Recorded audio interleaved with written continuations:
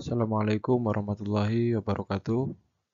Kami dari kelompok 5 farmakologi molekuler yang di sini beranggotakan Gusti Immanuel, Marsanda Citra Pradani, saya sendiri Resta Maulana, dan Vidya Putrika. Farmakologi molekuler adalah ilmu yang mempelajari mengenai transduksi signal dan mekanisme aksi obat pada berbagai tragetaksi obat, yaitu meliputi kanal ion, enzim, transporter, dan juga reseptor. Reseptor pada tingkat molekuler atau ikatan obat reseptor pada membran plasma dan sel. Sistem enzim sebagai target aksi molekul obat. Perubahan-perubahan biokimia karena aksi obat. Keragaman reseptor obat dan ekspresi gen yang berperan dalam mekanisme resistensi obat. Sehingga memberikan penjelasan bagaimana aksi obat sampai level molekuler, sehingga banyak membantu dan menjelaskan bagaimana mekanisme dari aksi obat. Untuk pembahasan, yaitu yang ke-1 ada mekanisme reseptor yang terhubung dengan protein G, yang kedua aktivasi GPCR melalui aktivitas GS pada jalur adenilat siklase. Yang ketiga ada second messenger pada jalur adenilat siklase. Yang keempat yaitu ada aktivitas GPCR melalui sistem fosfolipase. Yang kelima yaitu second messenger pada jalur fosfolipase. Dan yang terakhir yaitu ada contoh reseptor dari protein G. Masuk ke pembahasan yang pertama yaitu mekanisme reseptor terhubung protein G. G-protein couple receptor atau yang disebut reseptor yang tergandeng protein G atau GPCRS, yaitu adalah protein yang tertanam di permukaan sel, tepatnya pada membran sel. GPCRS ini terdiri dari superfamilia terbesar protein di dalam tubuh. Untuk aktivasi reseptor menyebabkan efektor di dalam sel untuk menghasilkan second messenger kimia yang pada akhirnya memicu sel untuk berinteraksi terhadap sinyal kimia eksternal asli. Terkait dengan protein G yang akan menghubungkan reseptor dengan enzim atau kanal ion yang menjadi target, reseptor ini mengaktifasi rangkaian peristiwa yang mengubah konsentrasi satu atau lebih suatu molekul signaling intraseluler atau second messenger untuk menimbulkan respon seluler. Ada dua jalur transduksi. Signal pada reseptor protein G yaitu jalur adenilat siklase dan jalur fosfolipase, tergantung juga pada jenis protein G yang terhubung. Macam second messenger yang terlibat dalam sinyal transduksi reseptor ini adalah ada CAMP, PKA, PKC, DAG, IP3, dan CA. Berdasarkan aksinya, protein G itu ada 3 jenis. Yang pertama yaitu GS atau Stimulatory G Protein, yang yaitu enzim yang bekerja mengaktifkan enzim adenilat siklase. Yang kedua ada GI atau Inhibitory G Protein. Enzim ini yaitu yang bekerja menghambat enzim dari adenilat siklase. Yang ketiga ada GQ, enzim yang bekerja mengaktifkan fosfolipase pada jalur fosfolipase. Yang kedua yaitu ada aktivasi GPCR melalui aktivasi GS pada jalur adenilat siklase. GPCR ini merupakan suatu reseptor yang terdapat pada membran sel. Sebagian besar reseptor dalam tubuh kita termasuk GPCR, sehingga fungsi fisiologis dari reseptor ini besar sekali di dalam tubuh kita.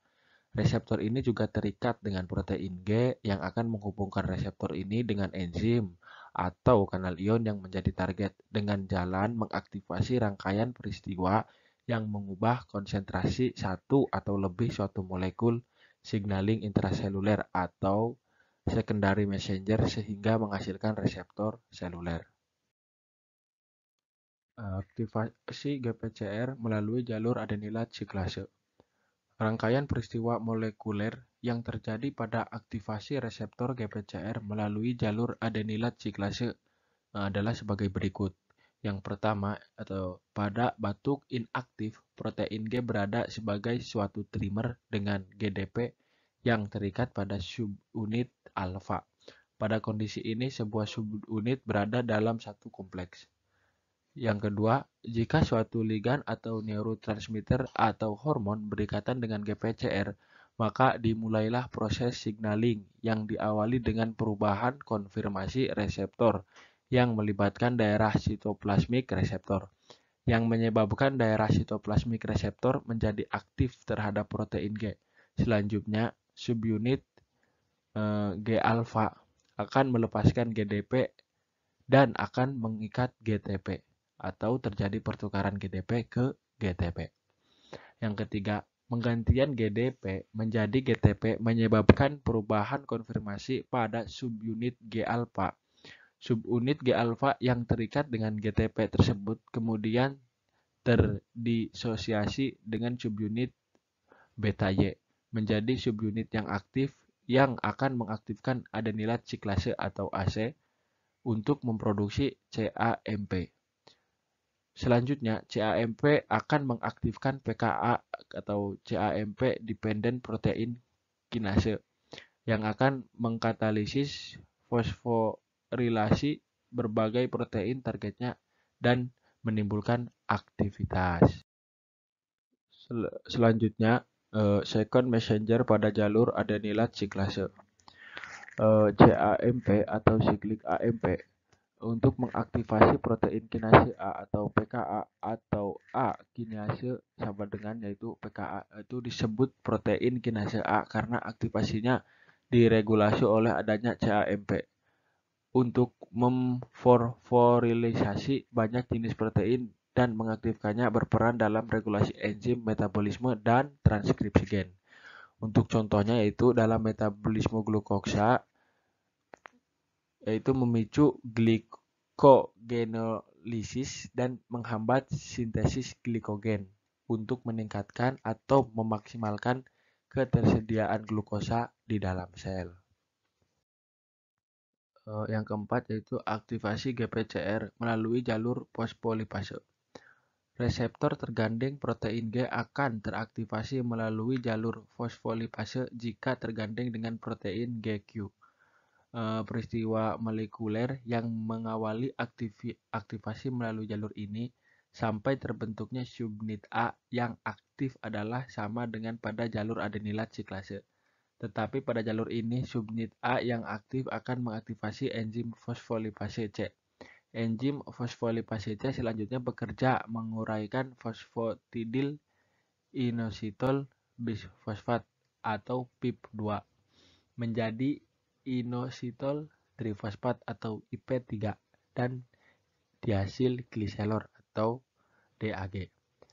Selanjutnya IP3 atau inositol trifosfat akan berikatan dengan reseptor spesifik pada retikulum endoplasmik atau RE yang terikat dengan kanal Ca++ memicu pelepasan Ca dan retikulum endoplasmik ke sitosol sehingga meningkatkan kadar Ca intraseluler dari aktivasi reseptor melalui jalur fosfolipase untuk diperoleh beberapa second messenger yaitu DAG, IP3 dan Ca+. Yang selanjutnya yaitu second messenger pada jalur fosfolipase.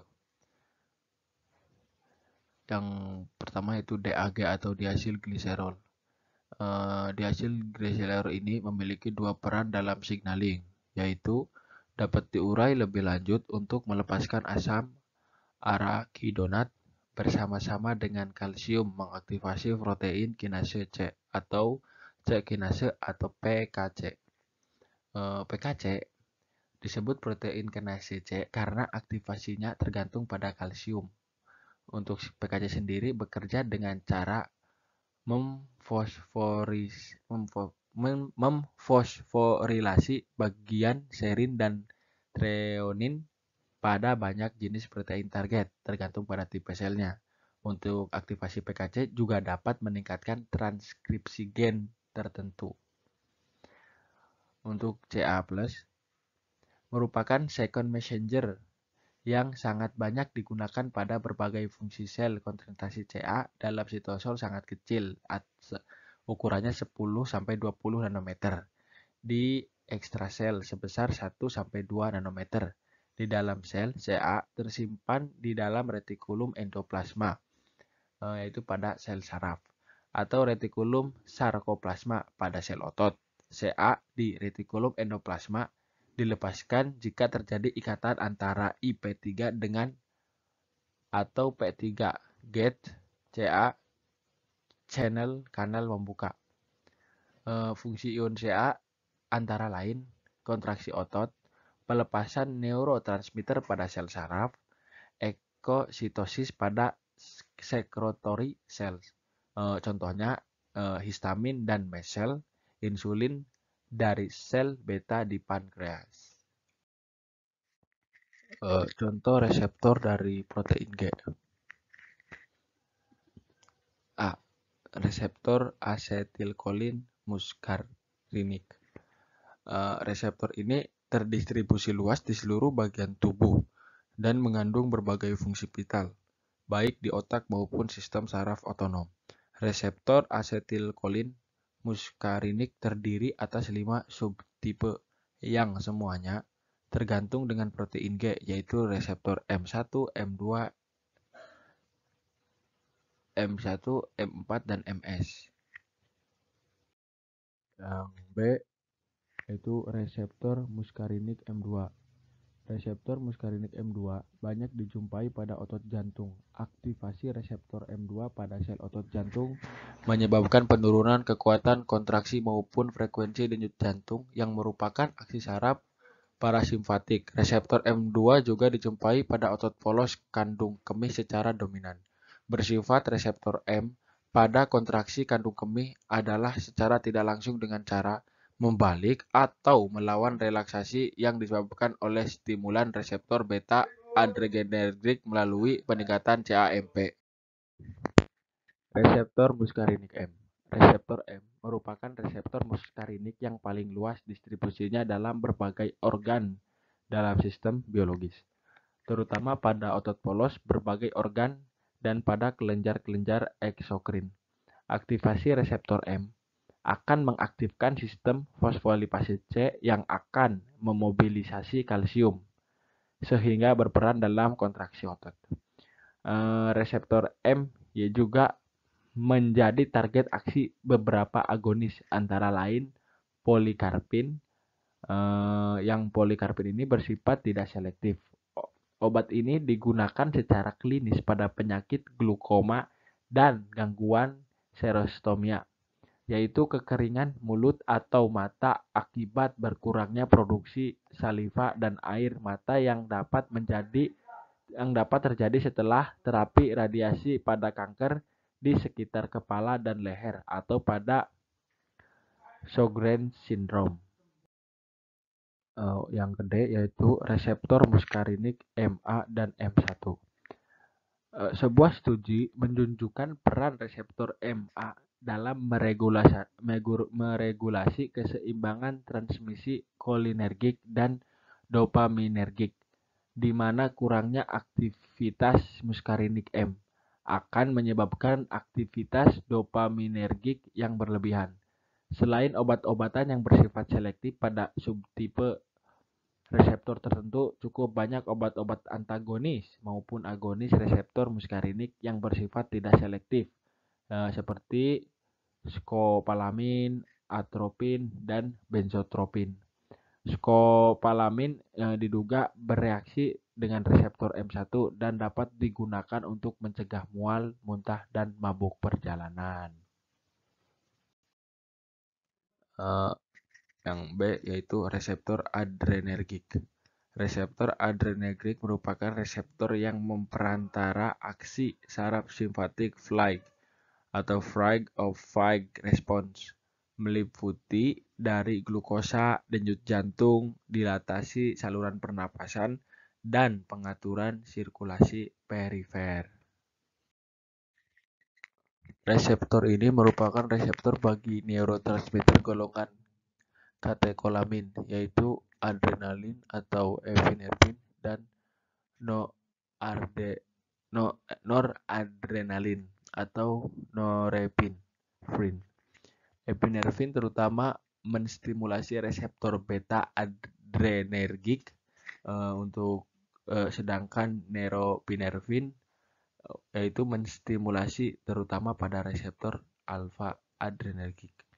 Epinefrin dan norepinefrin adalah hormon yang disekresikan oleh glandula adrenal dan disintesis dari prekursornya tirosin dengan bantuan beberapa enzim, yaitu tirosin hidroksilase, dopa dekarboksilase, dan dopamin B hidroksilase.